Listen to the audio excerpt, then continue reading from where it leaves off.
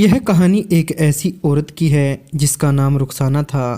वह एक छोटे से गांव में रहती थी जहां जिंदगी की कठिनाइयां उसकी हर सांस में बसी थी।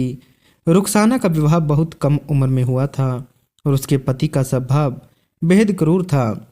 वह अक्सर शराब पीकर उसे मारता और घर की जिम्मेदारियों से भागता था।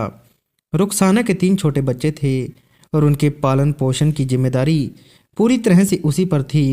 गरीबी के चलते वह घरों में काम कर लिया करती थी ताकि कुछ पैसे जुटा सके। दिन रात मेहनत के बावजूद उसे अपने बच्चों को भूखा सोते हुए देखना पड़ता था। गांव के लोगों ने कई बार उसे समझाया कि वह अपने पति को छोड़ दे, लेकिन समाज की बंदिशों और बच्चों के भविष्य की चिंता में वह कुछ नहीं कर पाई। उसे डर था कि अगर उसने अपने पति से अलग होने का फैसला किया तो लोग उसे और उसके बच्चों को समाज से बाहर कर देंगे।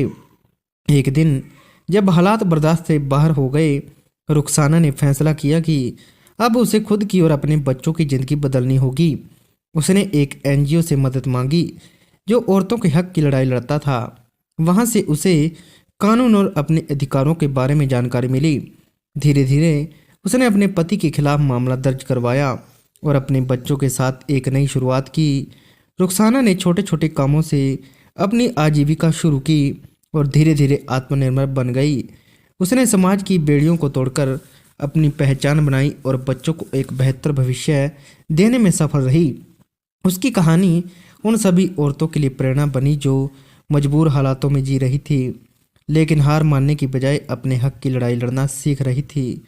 रुखसाना की यह कहानी बताती है कि चाहे कितनी भी मुश्किल क्यों न आ जाए, एक महिला अपनी ताकत से उन पर विजय पा सकती है।